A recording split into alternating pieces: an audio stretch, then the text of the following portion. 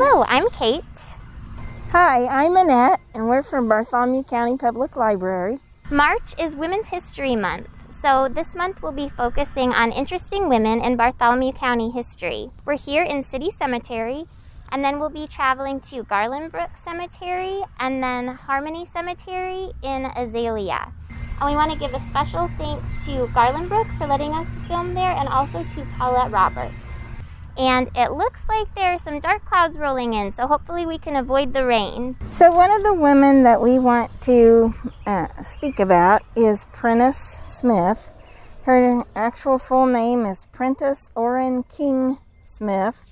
She was born May 6th of 1906, and she died here in Columbus on October 9th, 2005. And she's one reason why we're here in City Cemetery. So her parents were Henry King and Nancy Taylor King. The King family they've really been here quite in the county for quite some time. Prentice was actually born here in Columbus, and she was the youngest child of Henry and Nancy King. She married William Robert Smith, and he's buried here next to her. He was from Johnson City, Tennessee. They married in 1931. He came to work here for Mooney Tannery. He had been at a tannery in Tennessee, and I think it closed up or something, and he was offered a job here, so he moved here, and that's how they met. They met here in Columbus. He died in 1982. And so she lived quite a long time after he did. In fact, some of the things I read about her said that she was hoping to live to be 100, and she was 99 when she died. She was about 5 months shy of being 100. She was a 1925 graduate of Columbus High School. She went to Booker T. Washington School until it closed. It was an all-black school here in Columbus. She went there until it closed in 1922. She was the only black student in her class at Columbus High School. She was the mother of 6 children. She was a member of Second Baptist Church pretty much all of her life, and she played the piano there for at least 50 years, maybe longer. Her parents were founding members of that church. And I was thinking about her. Her life may seem kind of ordinary, but as we consider our lives to be, but she packed a lot of living into those 99 years. The rest of her siblings all seemed to die fairly young, and so she outlived the rest of her family by quite a bit. She was the only one to have children, the only one of her brothers and sisters to have children. And she still has descendants here in the Columbus area. She did a lot of volunteer work. She was still volunteering at the hospital, and she liked to bowl. So she was bowling into her 90s. I'll be lucky if I'm still alive, if I can even move when I'm in my 90s, probably. But but she certainly seemed like she was just a wonderful person to know. I wish I had known her. She just seems like such a great lady. She helped deliver Meals on Wheels. She served on boards for the Salvation Army, Family Services, Lincoln Central Neighborhood Family Center. And there was a quote in the paper from her. It said she was taught by her parents, and this is what she lived by. She said, "Be good citizens, live peaceably, be proud of who you are, regardless of your color or station in life." And I just think those are good words to live by.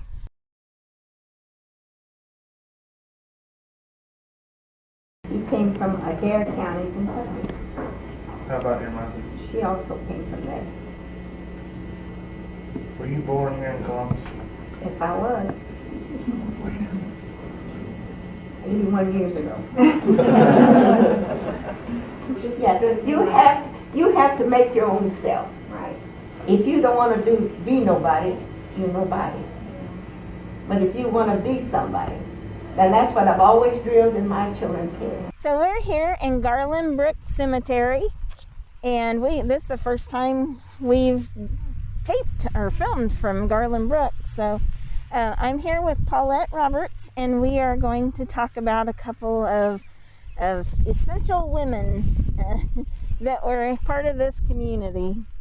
And Paulette, I'll let you introduce one of them. Okay, we're going to start here with Elizabeth Cheatham Hubbard. Elizabeth was one of the first women in Bartholomew County to register to vote. Her dad was minister or pastor of Second Baptist Church back in the time. She and her friend Fannie Johnson went along together to register at Bartholomew County courthouse. The women faced a lot of discriminatory acts during that time, but they were strong enough to continue on and go ahead and register, even though they were discriminated against many times for moving forward. So we don't have a lot of information about them, but we do know that they were domestics. One did laundry and one worked in households during that time. It's amazing to think that they were the first women in the whole county to register, and you talked about how they were discriminated against and things like that. And so just to make their way to be the first ones, that's pretty amazing. But what I have is that she was born February 4th, 1869 in Kentucky. And she died here in Bartholomew County August 23rd, 1931. She was the wife of Blueford Hubbard, whose name is also on the stone here. And you mentioned she was a member of Second Baptist Church. I have that she moved here when she was a small child. So she lived here most of her life, I would say. I don't know exactly when she moved here, but she lived at a home on 9th Street, just some personal things. That's about as much as I was able to find about her. I believe it was 1917, because there were some problems at that time with women registering, but they were able to register, and then the nation or the county decided they weren't ready to allow women to vote. So it was the next year that they actually voted, but they were pre-registered. When you say they were discriminated against, is it because they were women, because they were black, or because they were black women? Both, because they were women, because women didn't have any rights at that time, and they were also discriminated against because they were black women. Okay, we're going to talk about Fannie Davis Johnson. She was born in Shelbyville, Ohio. She died here in Bartholomew County in 1943 at age 67. And she, of course, is buried here in Garland Brook Cemetery. She married Otis Davis here in Bartholomew County in 1918. Her family members were John Randolph Davis, Catherine Hyde Davis, and her husband, Otis Matthew Johnson, and her sibling was Albert Davis. I think as much as I could find about her is a lot of her family, I think, moved away from this area. She had a brother, I think, that moved, or maybe a couple of them, that moved to Detroit, and one in Chicago and one in Louisville. She and her sister stayed here. I think she may have lived with her sister at the time she died. This is Fannie's husband's stone, and Fannie herself doesn't actually have a stone. The cemetery told us that she is buried here with him. I suspect she's close to where we are. And she did live over there on 9th Street, 1301. Her siblings' names were Mary, Fred, and Robert. She and Elizabeth were the first women, first black women to register to vote in this county. So we wanted to remember them because we think that's important. Yes, we can only imagine how they got to be the first women at that time, black women, to register. And shortly after that, there was after they registered, then there was a line of white women who also registered at that time. But they were the very first that were in line to register. It makes me think of, how people will get in line for hours before a concert or something and and wait to get tickets or something like that. So I wonder if these women went very early to get in line to be first. I don't know, But these two ladies, we consider them as strong women and liking to move the women's group forward.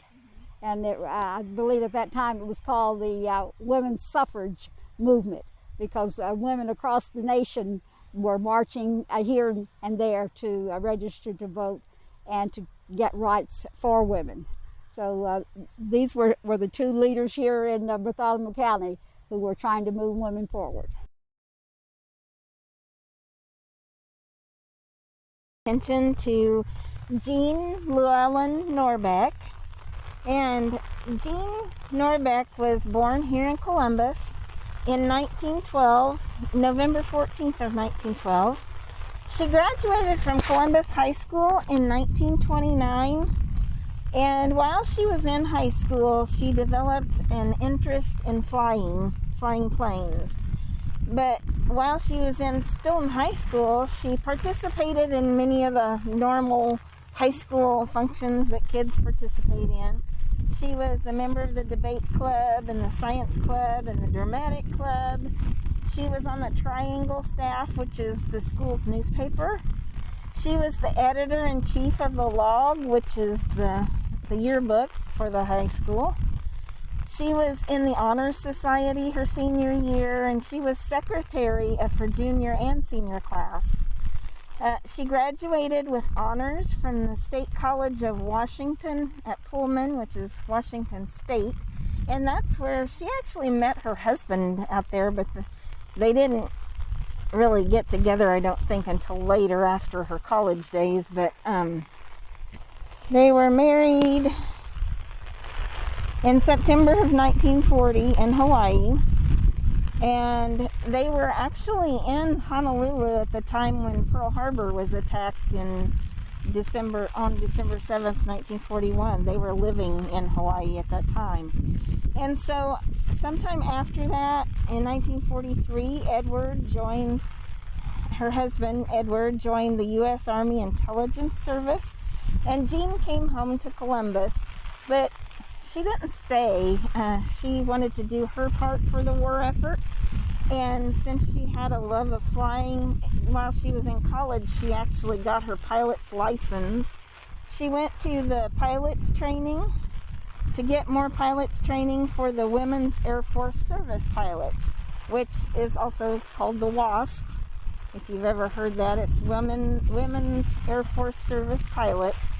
And she graduated from that on April 15th of 1944. She was one of 1,074 women pilots who earned their WASP wings. And then she reported to Shaw Field in Sumter, South Carolina, May 16th of 1944 as an engineering test pilot.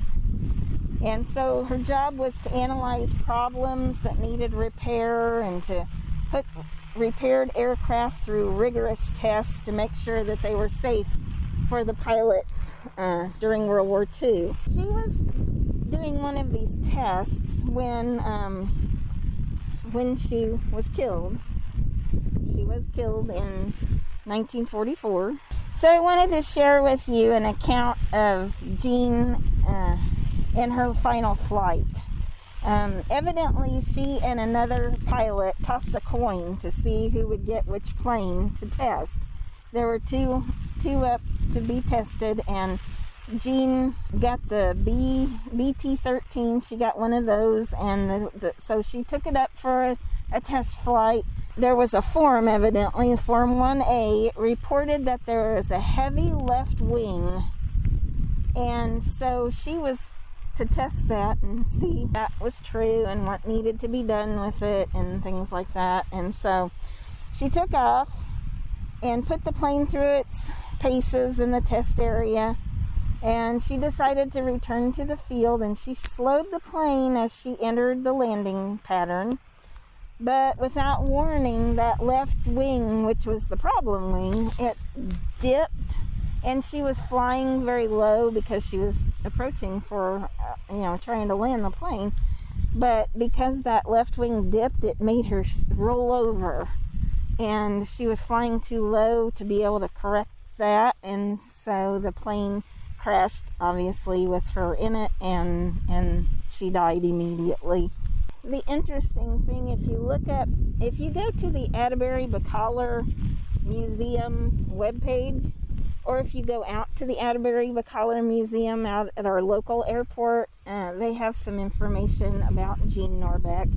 There's a biography on their page about her. So I thought this was interesting, though, that because being a WASP was a civil service position, when she died, there was no military escort, no flag for the coffin like you would see for military people.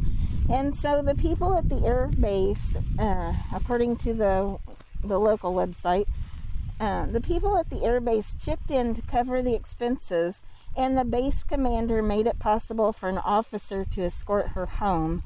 And even though it wasn't authorized, an Army officer brought a flag with him to drape her coffin.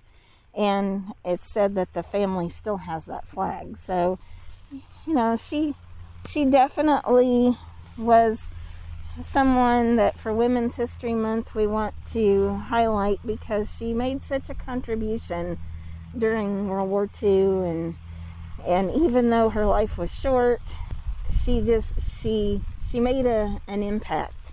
And again, you can go on the website for the Bacalar Atterbury Air Base or Air Museum, and you can look at that biography. There are some really nice photos of her on there, and hopefully we can show you some photos here with this. But that was quite a rainstorm, but we've had some time to dry off. Thank you to our hair and makeup for your help. Now we're in New Harmony Cemetery, formerly Harmony Cemetery in Azalea. Here in front, I'm in back over to the side of the grave of Vida Newsom. She was basically a pioneer for women in this community, in the community of Columbus. She's buried out here in Azalea, though, even though she spent probably most of her time in Columbus, but she had a farm in this area. Her family owned land in this area for a long time. Her parents were pioneers here in this county, so Vida Newsom was a big part of the women's movement in this county, actually. She was born here on January 4th, 1873, and she died July 8th, 1938. She was a graduate of Indiana University. She, of course, graduated from Columbus High School, but then went to Indiana University in a time when women didn't go to college very much. So she received a Master of Arts degree in 1906. She had a sister named Lydia Newsom Lambert, and it seemed like when I was looking for information on Vida, every time I'd see Vida's name, I'd also see her sister Lydia. And then, so they did a lot of things together, I think.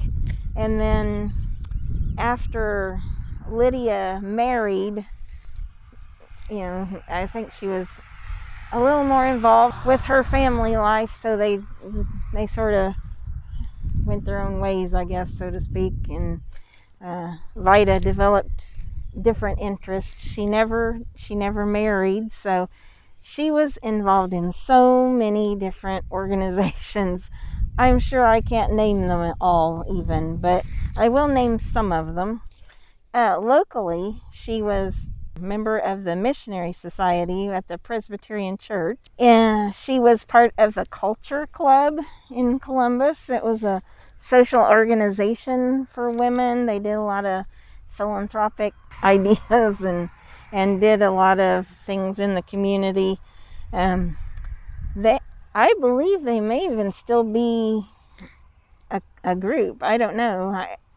I know I've seen them in the last few years. I saw the Culture Club in the paper, but she was a member of the Ladies' Aid Society of the Presbyterian Church. She was a member of the Magazine Club. There were lots of clubs that developed in the late 1800s and went through the early 20th century, clubs for women, supposedly to better their intellect and give them fellowship with one another and things like that. And then they did had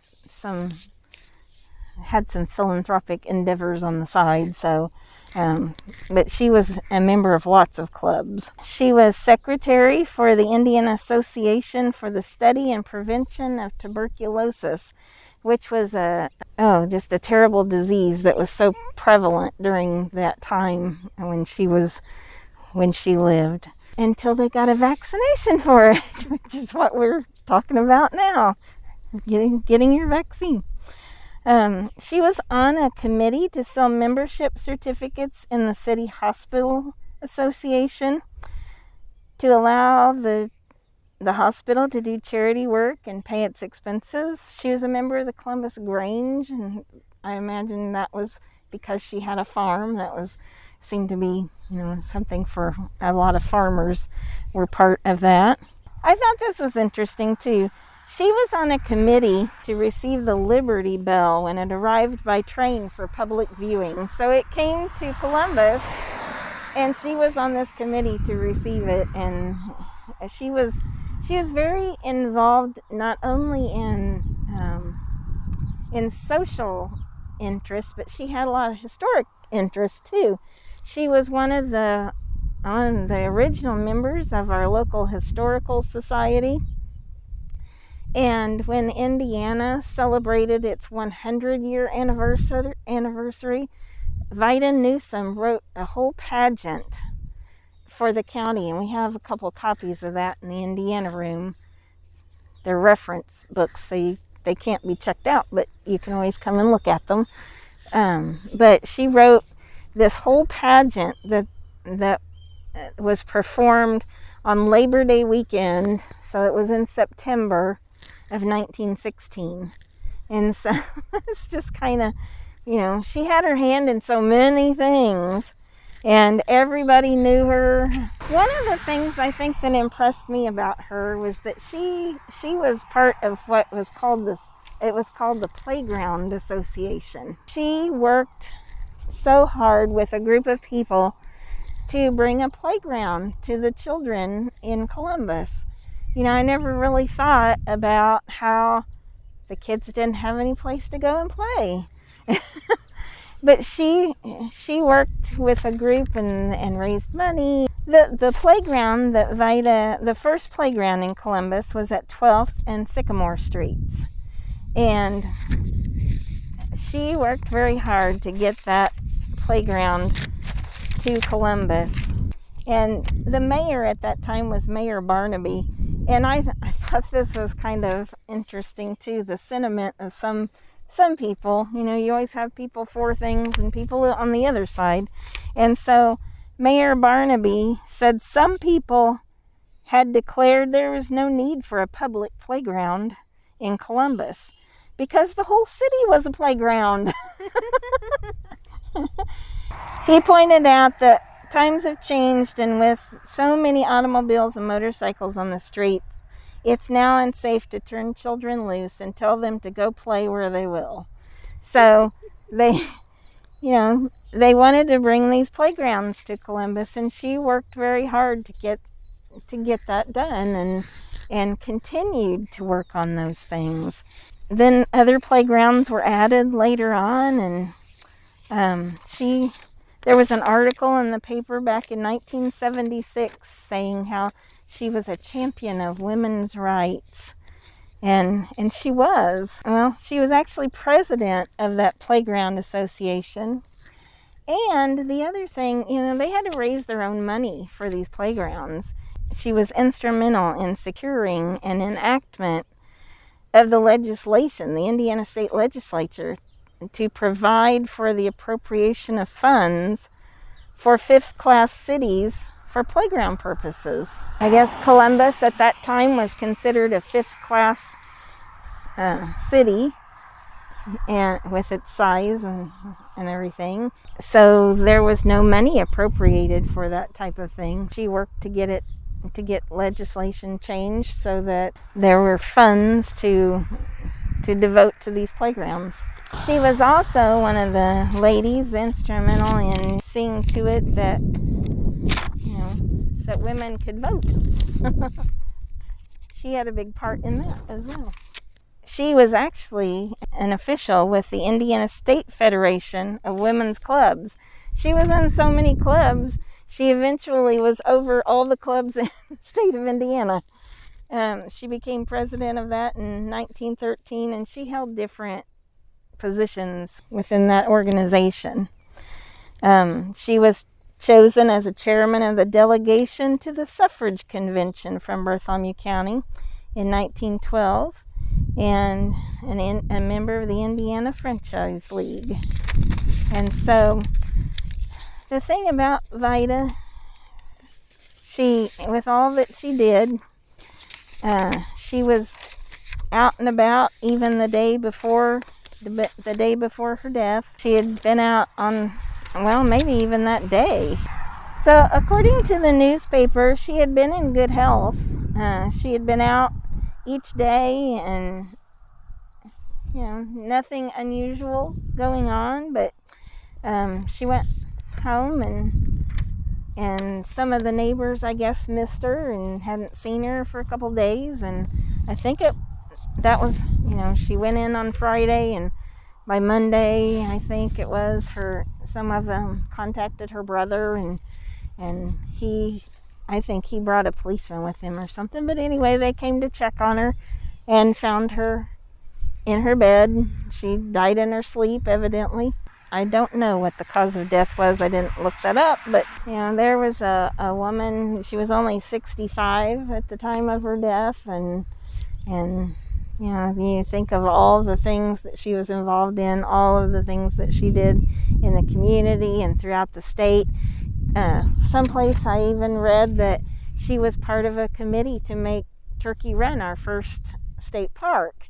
Now, it actually became our second state park, but she was on that committee. So she had a hand in so many things, and she's just been a vital part, I think, she and her family, because, as I said, the Newsom family goes back to the pioneers of this county. Vida Newsom was definitely a lady that set the standard, I think, for lots of women in this county.